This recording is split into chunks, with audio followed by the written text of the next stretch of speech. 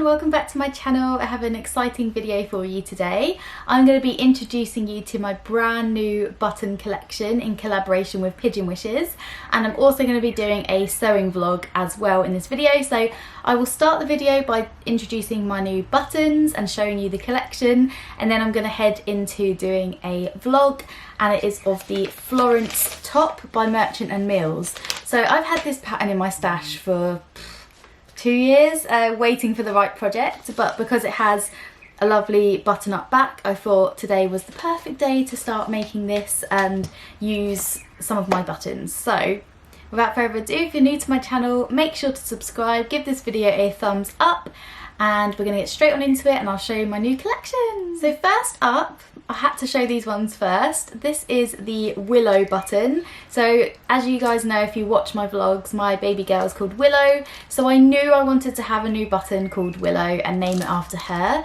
And it seemed right to have a sage green or some kind of green toned button. So when I was putting this collection together, I said to Megan at Pigeon Wishes, I was like, I need to have some kind of sage green button, and we settled on this one. So this is a shirt size button. I'll leave all of the sizing and stuff at the bottom of the screen just so I can double check that. But this is perfect for blouses, shirts, you know, like button up dresses, anything that requires more of like a smaller size button. I now have a smaller size button in my range, so I'm really excited about this.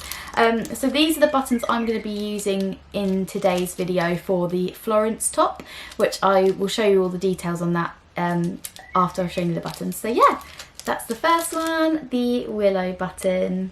Sticking to shirt size buttons, my next one is called the Blossom button, and this is such a gorgeous button. I was originally going to be calling it the Rose, but I have a gorgeous blossom tree in my garden, and I'll show you a picture on the side here of the blossom tree, and I was taking pictures of these and I was like, it doesn't seem right now to call it the Rose, so we renamed it the Blossom after my lovely tree in my garden. And they have a really gorgeous kind of stripe effect across the button, so if you can see all the lovely detail in there, which means that they kind of go from light to more of like a fuchsia pink. So you've got some really gorgeous tones, which I just absolutely love. And depending on what buttons you use for your project, you can pick out all the lighter ones that are in the pack or darker ones, and every single button has got like a unique quality to it, which I just love about these. So yeah, I absolutely love these. I've also made a patina blouse using these buttons, and it looks gorgeous against the bright pink that's really on trend at the moment. And then if you are familiar with my last button launch that I did, I had a button called the Buttercup. Now the Buttercup is back, and this time it is available in a shirt size. We've got the gorgeous yellow resin buttons, really cute little flower shapes, a lovely yellow colour as well, which is just so gorgeous, with like speckles of white running through it. Moving on to my larger size buttons, so we have the Buttercup also in a more of like a jacket, larger size.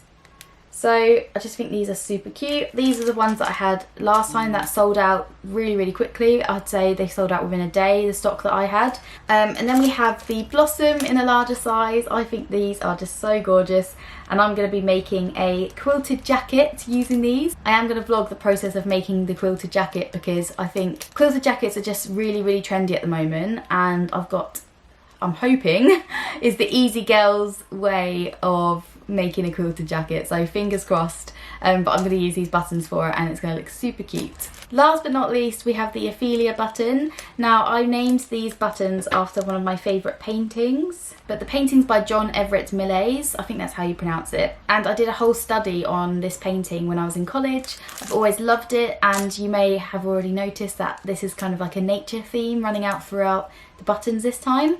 So I really wanted to have this button because I absolutely loved all of the colours. I thought I'd mix together these lovely colours of the lilac and green tones, which I just think are just absolutely gorgeous. So that is it for my buttons. I hope you love them. I'll leave a link in the description box below to where you can purchase them on my Etsy store. I am soon to be launching on my website as well, but that'll probably be later on in the year, on paigejoanna.co.uk. I'm just working on my shop function with my web developer at the moment. Pick them up on my Etsy store, and for any shop shops that might be watching this, you can also wholesale them at Pigeon Wishes, so go and check them out there.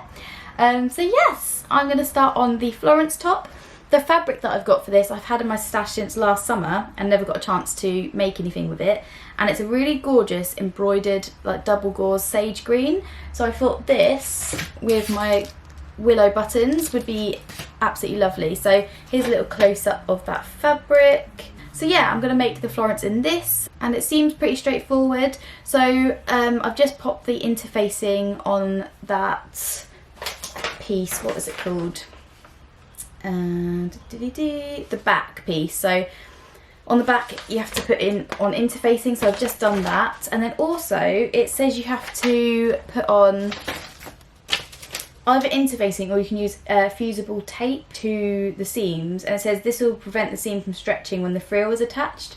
But what I'm going to do, I don't have any interfacing tape, but I thought of a really snazzy tip that I remembered from one of the Tilly Buttons workshops that I did, and that is to sew on some ribbon. So this will, if you stitch this on, and I'm going to use a walking foot so that the fabric doesn't stretch as I'm obviously putting it on, this will make sure that the fabric doesn't stretch. And if you don't have fusible seam tape, then use a piece of ribbon. You can collect up pieces of ribbons, you know when you get them in tops and stuff and you cut them out, so you can use that as an alternative, seam doesn't stretch. And it's this process here. So on this bit we have to add either seam tape or interfacing. I'm going to add ribbon so that hopefully my fabric won't stretch out. So that means I can crack on now. I'm going to start on sewing. All the prep is done.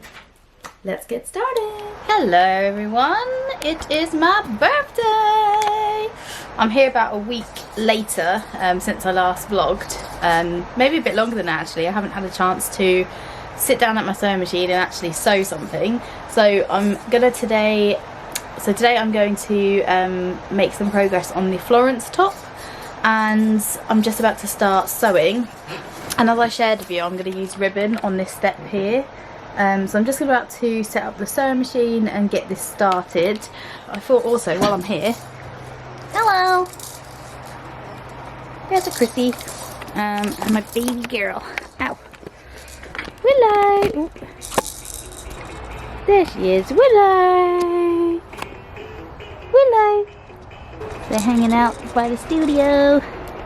Right, it's a bit of a mess in here. I've got so much going on in here. And also I've got this for my birthday. So over on Instagram I've just done a poll to see what to call her, so hopefully by the end of this video I'll be able to tell you what the name of my mannequin is. But yeah, I've just set it up, adjusted it so that it's my measurements. Just realised I need to do this a little bit more. So yeah, so looking cute. So this is what I'm doing, and then I will put the ribbon on like this. It's a bit fiddly, so I'm gonna stop filming just because I can doing this one-handed at the moment. But that's essentially what I'm doing. So I've just got the ribbon bits on. I've darted the shoulder, which I'm just going to press now on my little mini iron, and then I can put my shoulder seams together, stitch that, and then you just finish it and iron it open. So I'm just going to do those steps now and show you what that looks like. Here we go, friends. So I've finished that bit. You can see the tapes, and then this is the shoulder seam with a dart on the back, and then it's finished and overlocked and pressed open. This rainbow thread is amazing. For any lazy sewists out there that love colour like I do, it's just perfect because you don't have to change your thread all the time, and it just looks super cute on every single garment. Like, it's just so lovely. So yeah, that's where I've got to. I'm just going to go inside now and enjoy some birthday lunch, and I might crack on and do a bit more later on, if not at the weekends. But yeah, we're getting there. It's super cute, so I'm excited for this to come together actually. I just need to figure out what bottoms I'm going to wear. Hey guys, so here we are, and this is where I've got to on the back. So the buttonholes are done, and that's sewn together. So I need to move on to the sleeve. It's looking really cute. So yeah, I just need to move on to the sleeve. So I'm about to do this simple sleeve. You just have to do the gathering across the top, and and then the side seams, and then pop it into the top. So yeah, pretty straightforward sleeve. Hi, so I'm just sewing on the buttons, and I'm using the Willow Button as I mentioned earlier.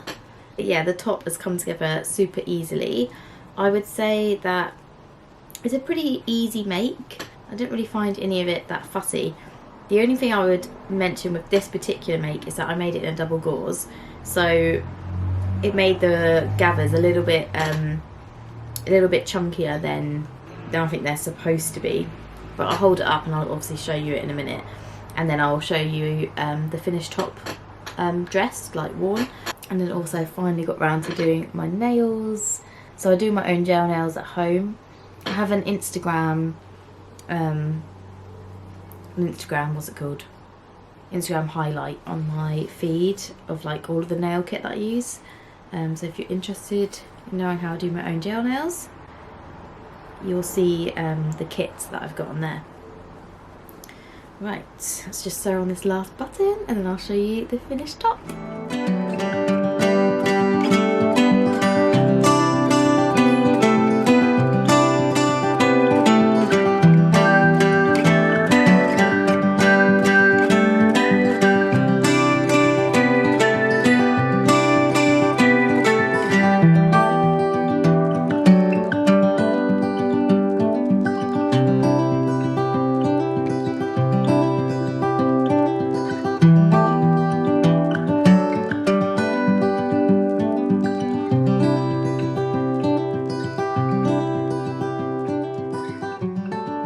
There we go, you guys, this is the finished top. I'm so happy with it.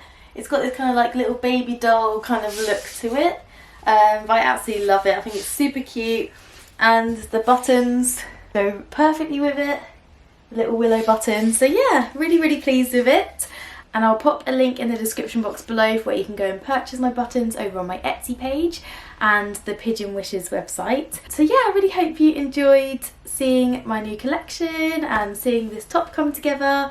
I'm really pleased with how it turned out. So yeah, let me know in the comments if you have a favourite button from the collection, and if you're going to be purchasing, then yeah, let me know. And I will see you in my next video. I have lots more sewing vlogs to come using my new buttons, as well as lots of other things I've got planned that I want to make. So yeah, I'm really excited about that. So yeah, thanks for watching, guys, and I will see you next time. Bye!